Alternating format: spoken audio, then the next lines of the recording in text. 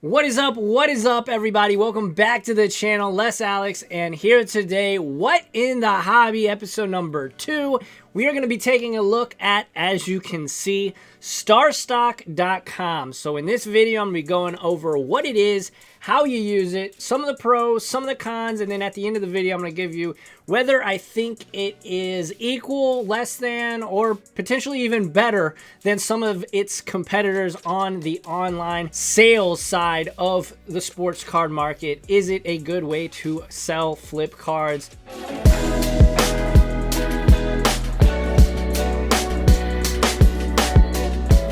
I'm really excited for this one. If you guys do get value out of this, enjoy it, find me entertaining, make sure to hit that like button. And if you're new here, hit that subscribe button, join the team, get in that comment section, tell me. I'm very interested. Are you using StarStock, or are you sticking with more traditional means of online sales of your sports cards? I'm really excited for this one, just because this is a platform that I'm just now learning. So I haven't made any sales on this thing yet, but I am planning to do a send-off and have some cards be sent there, and I'm going to just dip my toe in and see if the hype is real, because I know you guys probably have seen a lot of other content creators make content on it, say that they're using it, and kind of a day trading app or day trading website. So really excited for this. It has definitely perked my interest in the last several weeks.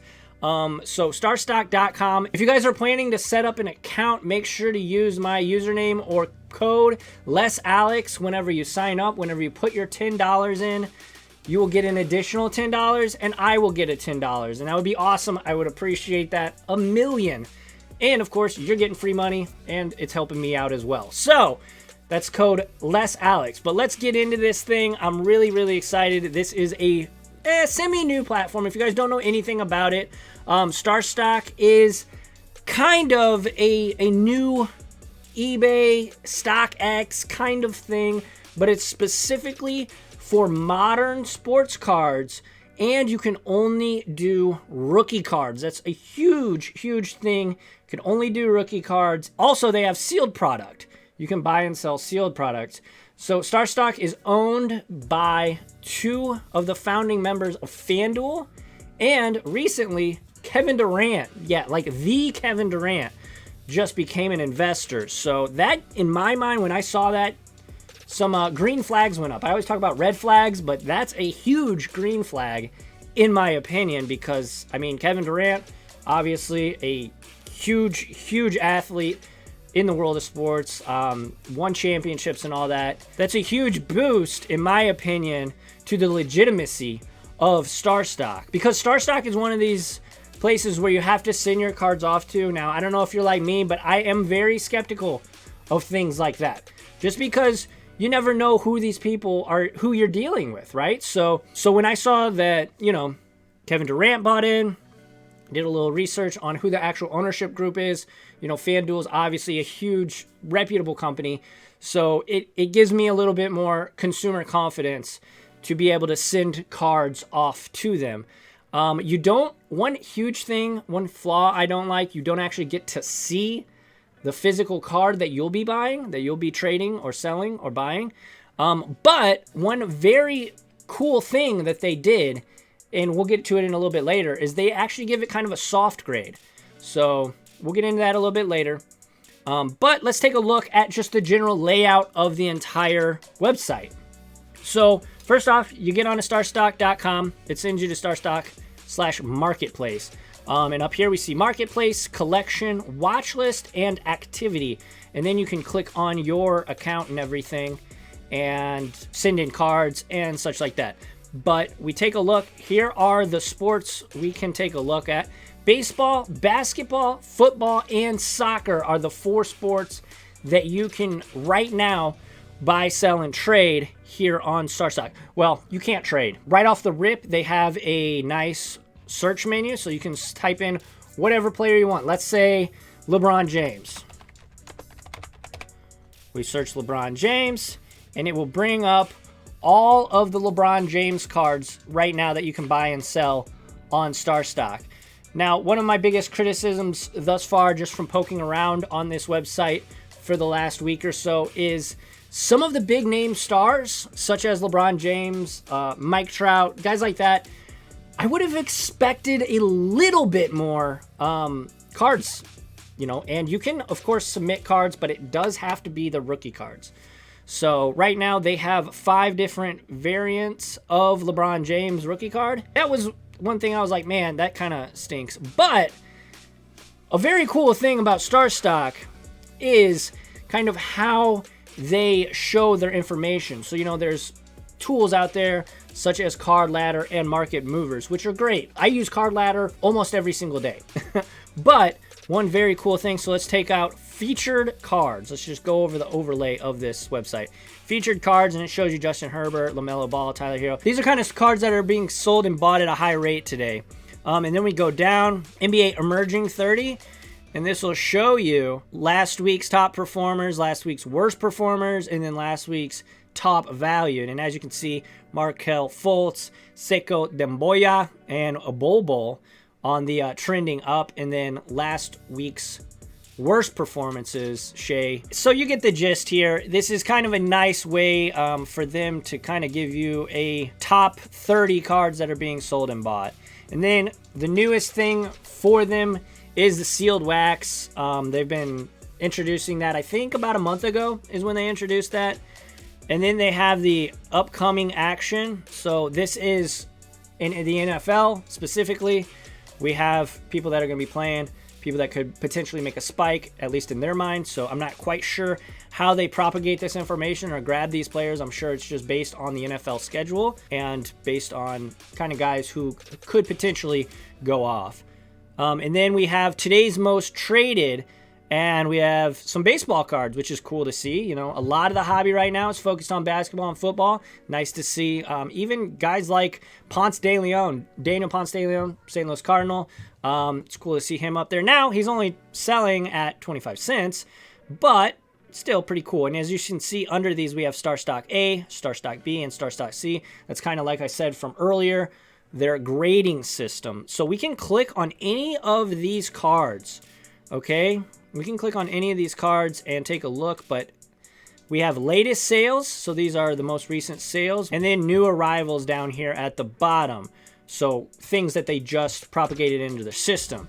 Now, the cool thing is here, you can click on, let's say this Justin Herbert. Say you're interested in a Justin Herbert rated rookie from Donruss, and we can look down here. And not only does it show you kind of 54 cards, we have 8 for sale right now, 54 cards in the vault. So that means people have them in their collection, but they're not for sale. And the latest sale on a StarStock A is a $36 price. And then StarStock B, $12. And then C is $5. And then we scroll down, like I said, and here is their sales graph. Now, very similar to Market Movers and to Card Ladder, we see a graph, right? This is information that is excellent. It's free platform too. So this information, unlike Market Movers, unlike Card Ladder, this is free information. However, I do believe that all of this information is kind of gathered from StarStock sales. So you're not going to get those eBay sales like you would on Market Movers or Card Ladder. These are all just from StarStock. I'm not saying that the market is too much different, because I do believe that because eBay kind of drives the force still, it is the largest. And it's just, you know, name recognition. Everybody knows who eBay is. Maybe you are just now seeing this video and you don't know who StarStock is. This is the first time you've ever heard about it. I mean, it would be interesting, and I could do a deeper dive on StarStock prices versus eBay prices. If you guys want to see that video, make sure to hit a like and put it in the comments section. I could do a deep dive into that, but this video is just kind of teaching you what's what of StarStock. So as you can see, prices went down, prices go up, and it's just a graph, but it does show us kind of, obviously StarStock A's are being traded, quote unquote traded, at the highest rate, B's, and then there's only been 2 sales of C's. So basically, whenever you send cards into StarStock, they give you a soft grade. A, B, and C. Now, the CEO, or one of the owners of StarStock, I saw on a live stream recently, said that his graders are not professional graders and they just do the best that they can. They're not PSA graders, although they have just rolled out the ability to, you can ship your cards to StarStock and then say you want to get them graded. StarStock will actually send the cards out for you. So you don't have to do that if you're a new investor or you don't want to go through that process of actually doing it yourself. You can now submit cards to PSA through StarStock, which I think is actually really, really cool and kind of a huge boon for this over something like eBay. All right, so here we're taking a look at the LeBron James 0304 Bowman Basketball Chrome. This is his rookie card. So this card obviously has been around since 2003, and this is kind of what I was wanting to point out here. So the first sale was right before August, right? Now, if you compare this to Card Ladder has statistics going back year. They've been around a lot longer. So for that reason, their statistics and their graphs are going to be longer and more information. Now, obviously, as time goes by, StarStock's information and data will get better with time, but right now it's just not on the level of some of the other tools that you can get out there. Granted, this is free, so that's huge for anybody on in a major budget, but it's kind of hard to gauge the long-term viability of a player or of a card. For that reason, you know, that is definitely, in my opinion, kind of a negative. Some of the pros of StarStock.com, the interface. Obviously, you load it up, you can take a look at your collection, you can have a watch list, much like other places, and then you can take a look at your activity, what sold, what you've bought, and so on and so on. It's just easy to read, it's clean, it looks like something that's been developed by somebody that knows what they're doing. It's very manageable, right? Everything looks great. They have kind of this gradient. I really like that. It looks clean, it looks professional. That's what I want out of a company. If I'm sending you my merchandise or something I own, and it's going to be sitting in one of your warehouses, I don't want it looking shady. I want it looking clean, and this is great. So for that reason, that's a huge pro. Another thing, it has a free market tool built right in. Okay, so we can take a look at this Mike Trout 2011 Topps update, and we can take a look at the sales history. Now, sometimes there's none available, which it is what it is, but let's take a look at StarStock A. Nothing. Okay, so that's kind of a negative, right? Some cards on here just aren't being sold and bought. It's not a red flag, but it is definitely a con. But the fact that it does have the market tool in there is huge. The fact that you can see what they're going for free, I believe, is huge. Next up, you can kind of day trade.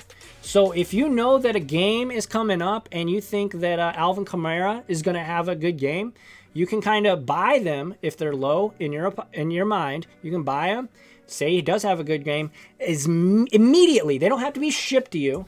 You know, it's not like eBay where they have to be shipped to you and then you have to wait the 3 to 5 business days or whatever, get them, and then ship them out.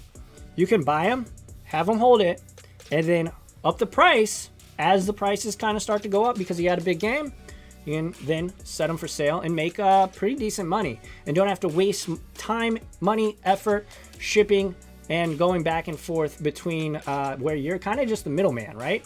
So I think that's huge. You can kind of day trade on it. Another thing I do like is that they do have the soft grades. So they have the StarStock A, B, and C.